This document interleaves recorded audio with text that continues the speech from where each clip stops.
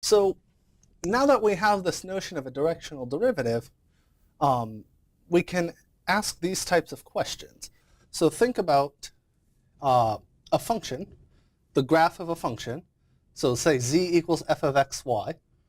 Right, we have some graph, it's kind of a wavy thing doing its thing.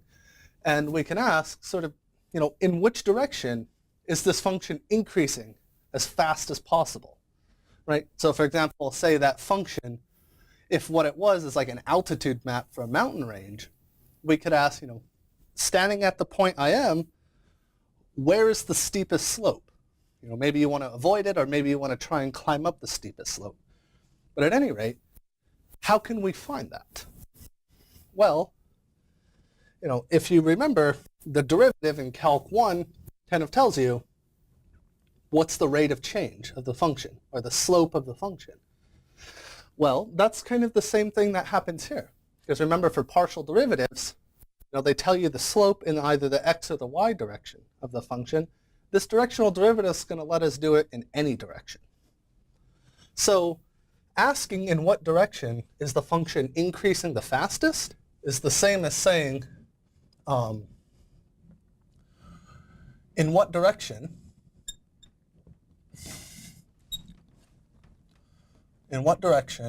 u, right? So remember here, u, this is a unit vector. Very important to remember that.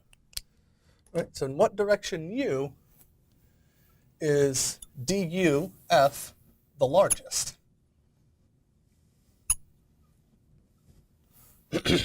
Right? That's what that means. Okay? So how do we answer this? Well, we can remember du f, this is the dot product between the gradient and the unit vector u. And then remember, a dot product can be expressed as the magnitude of the gradient times the magnitude of u cosine theta, where theta is the angle between the two vectors. All right, but remember, u is a unit vector, so this is just the magnitude of the gradient times cosine theta. Now, we're almost there. Because now we're reduced to something, the gradient of f isn't going to change. Once you're at a point, this is determined. But now, what about this? Well, this guy is largest. In other words, the most positive it can be when theta is 0. So when theta is 0, that means the unit vector points in the same direction as the gradient. So the answer to this is f increases the fastest in the direction of the gradient. All right? That's kind of interesting. And maybe it makes sense. Hopefully it does. All right. So we can also ask, what is that rate of change? Or in other words, what is the slope? Well, of course, the slope is the derivative, right? And maybe I should use the same color here. What that also means is the max rate of change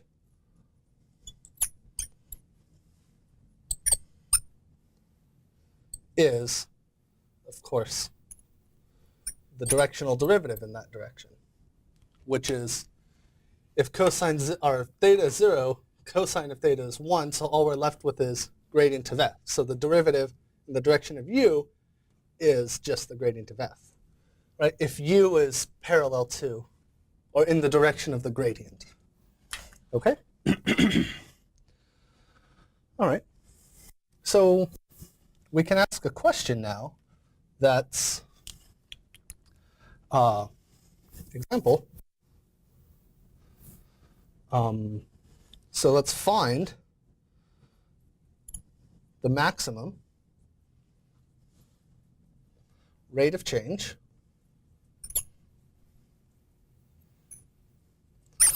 of f of x, y, z equals x plus y over z, right, at the point, what do I have, 1, 1, negative 1, right, and the direction in which it occurs.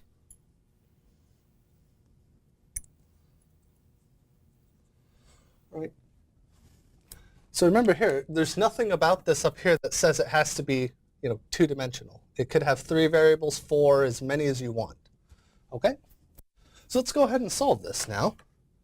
So how do we solve this guy? Well, the first and easiest thing to do is to find the maximum rate of change, which we know is just the magnitude of the gradient. Okay, so let's go ahead and solve this. The first thing we're going to have to do is take the gradient of the function. Right? So the gradient, differentiate this with respect to x, and we just have 1 over z. Right?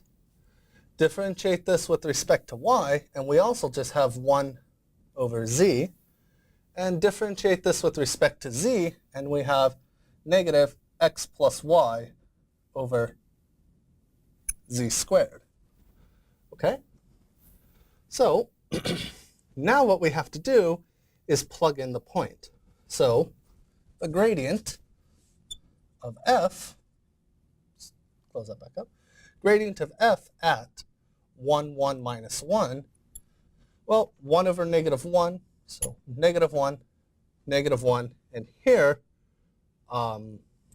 we have negative 1 plus 1, so negative 2 divided by negative 1 squared, so negative 2.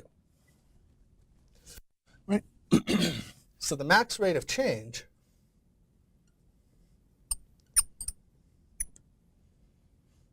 which is probably the easiest one to just start out with, this is just the magnitude of the gradient, right?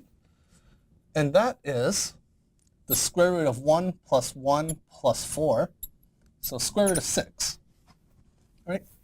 And then the direction,